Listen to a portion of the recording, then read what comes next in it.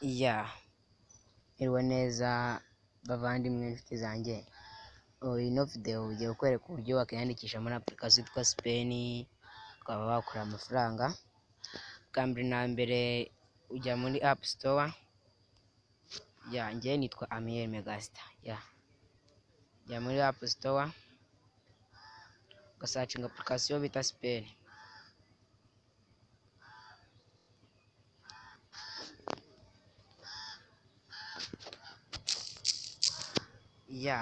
Spen dore ngiyi,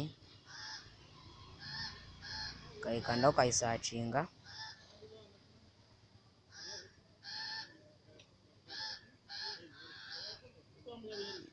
Ugategereza nyine connection. Costa Spen ni iyi ngiyi kabisa, uhita ukanda hano install.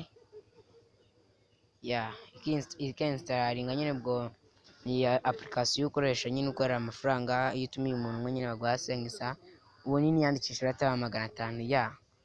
Mbashishikariza kuba mwari mukabireba. Urabona nyine ko irimo igiye kwinstalinga, ni ugutegereza.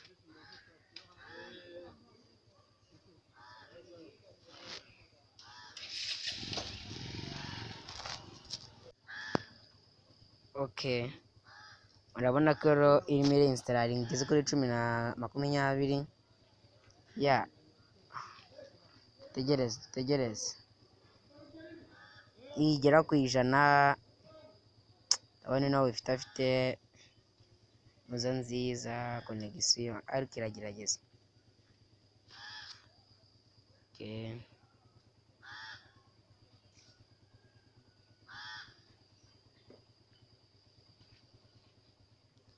Mutwihangane ntabwo turimo turabatinza, ni ikibazo cya connection. Nshaka kubereka uburyo step by step bitazakugora. Dore nyine ni ishusho yitwa Spen, niyo downloadinga.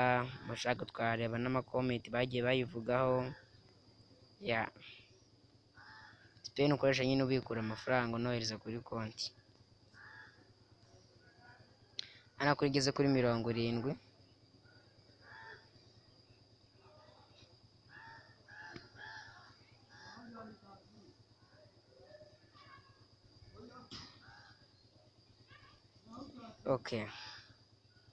Igeze kuri 84. Bibutse ko nyine na application kabisa ushobora kuyikoresha ukava mu bukene, nta kintu wakongera kwifuza. Washishikariza inshuti zawe zikayikoresha. Noneho turabona byenda kurangira. 95. Twihangane ni ikibazo cya connection nkeya, ariko nyine ndabona bigiye kurangira, bigiye gukemuka. Murabona ko irimo irakora installing, iri kwinstalinga. Iraje tujye nyine muri application, ubwo turaba tugize ute.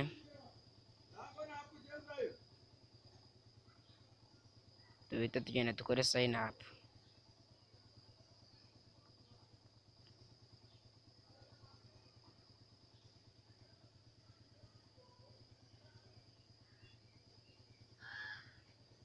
Application nyine yangiye kwidownloading, iri kwinstalinga muri phone. Murategereza, ni ikibazo cya connection ariko mutwihanganire.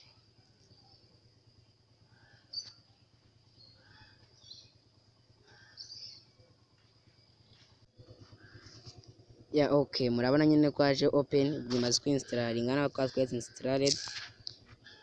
Urafata ahantu agapapuro, cyangwa cyane agapapuro, cyangwa muri phone yawe nimba nta gapapuro ufite hafi aho ngaho. Ndebe ara akakode ngiye wandika, cyangwa ndabona na phone nta note ifite. Kanze nandikire muri message. Mutegereze ndaje nereke. Ubwo ndakanda hano muri message, n'ukanda iyi code uyikopiye urandika.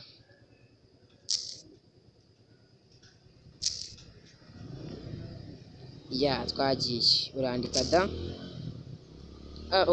Sorry. Reka tuyirebe ino code mugiye kwandika, tutibeshye. tutibeshya. Ya okay, twakomeje. Urandika k mu nyuguti ntoya, wandike 5, wandike d, wandike 9, wandike c.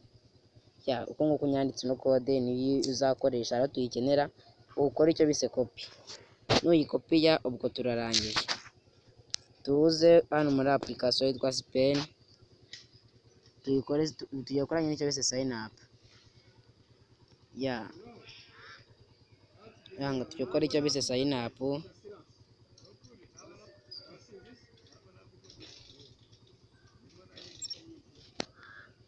Iratera gutya, nuko nguko ibanza igatera.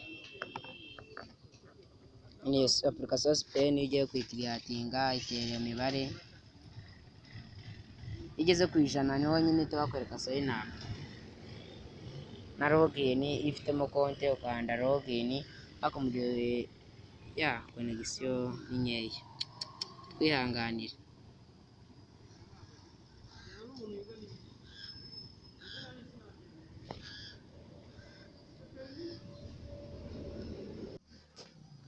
Murabona ko igeze kuri 3 noneho.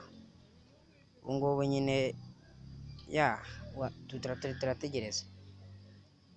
Iyo nta connection ufite nyine iratinda, ariko nyeka ko ufite connection birihuta, ntabwo bitinze cyane.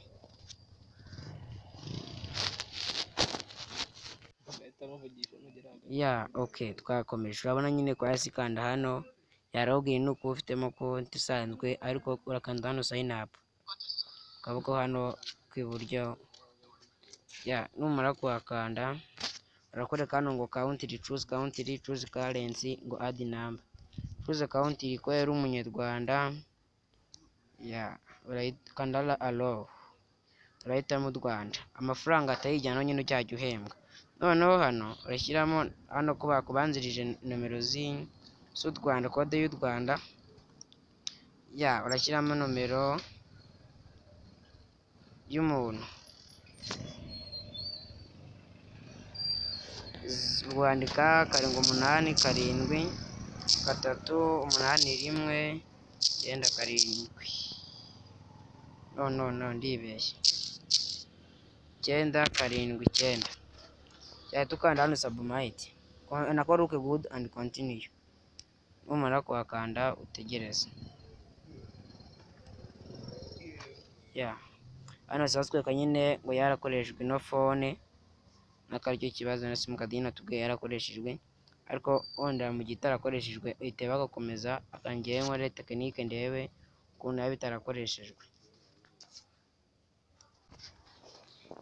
Okay, murabona ko nomero tumaze kuyishyiramo, turebye indi iriya yari yarakoreshejwe.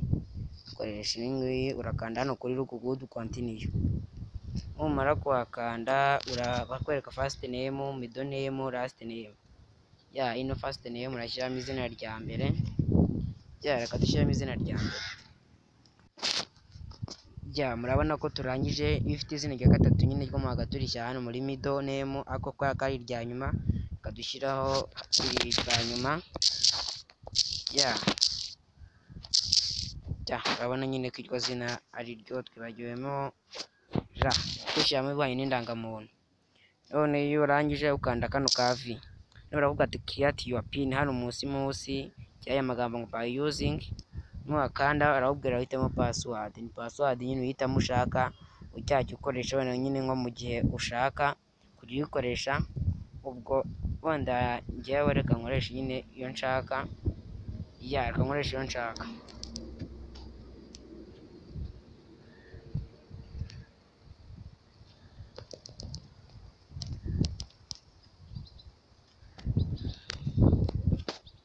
Murabona nyine ko basi bambwira ngo confirm, kanongere nyikoreshe. Barambwira ati ntabwo bihuye, ni ukongera ngasubiramo. Ubeshye babwira ntabwo bihuye. Urabona nyine ko bihita bimera uko iyo wongeye ukayisubiramo kugira ngo confirminge. Urabona ko hano bavuga ati congratulations, your account was successfully created. Hano niho h'ingenzi cyane, ushobora gucika ntuhandike neza ntuyabone. Hano hasi babwiye I have invitation code. asanditse take me to my account, urakanda hano kuri I have invitation, munsi y'aka kantu k'akazeru k'umweru karekare urakanda kuri aka kadomo kari hejuru y'iki kizeru cy'icyatsi, urakanda hita bakwereka referral enter code. Noneho urabyibuka twakopiye ya code niyo ugiye kudushyiramo aha ngaha, ya code twakopiye dore n'iyi ngiyi ijemo. Tumara kuyikanda urakanda hano apply, utazaho kano kavi k'icyatsi referral code baba bayitweretse, tukanda take me my account niyo tukandaho. Twakomeje, urabona ko bakubwiye flash ks lao presi. Ayo ni amagambo 6. Reka twanye tuharye screenshot mbabwira ikisobanuye. Noneho twakomeje, noneho reka nyarye screenshot mbabwira ikisobanuye. Hano ko nyarye screenshot, aya magambo uyakoresha barakubwira ati security code, nyine urambwira iyo application yavuyemo cyangwa usanzwe ufite konti ushaka kujoininga mu yindi phone ukoresha na application, ano magambo urayibika araho baza kuyakwaka. Ushaka kujoininga nyine urambaza ariko nyine wayabitse, tukanda hano ushaka nyine wandika ahantu nako baba babikubwiye ngo flash ks amagambo 6.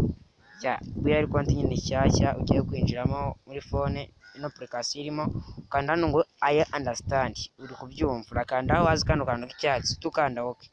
Numara ukanda OK baravuga ati yes right away, tukanda hano utegereze code. Iyi code nyine ni ya yindi, ya nimero twazizeho dutegereje nyine ko baduha ya code ya nimero bohereje. Murabona nyine ko tumaze kuyishyiramo, ntabwo nakoresha no simukadi iri muri iyi phone, n'indi yindi nkoresheje zo twohereza message. Ndakanda kano kavi dutegereze nyine ibyo batubwira, kandi barakweretse ngo successful verification successful, urakanda OK. Mara ukanda OK baraguha get welcome bonus, urakanda hano kuri get welcome. Numara kwishyiramo ukanda hano I want free translation, wakande tababwira ushyiramo nomero z'indangamuntu.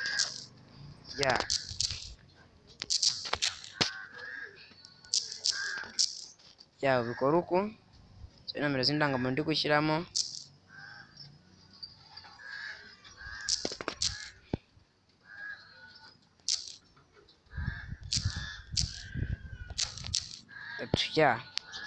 Kugira ngo muri kubibona nyine niyo nasizemo.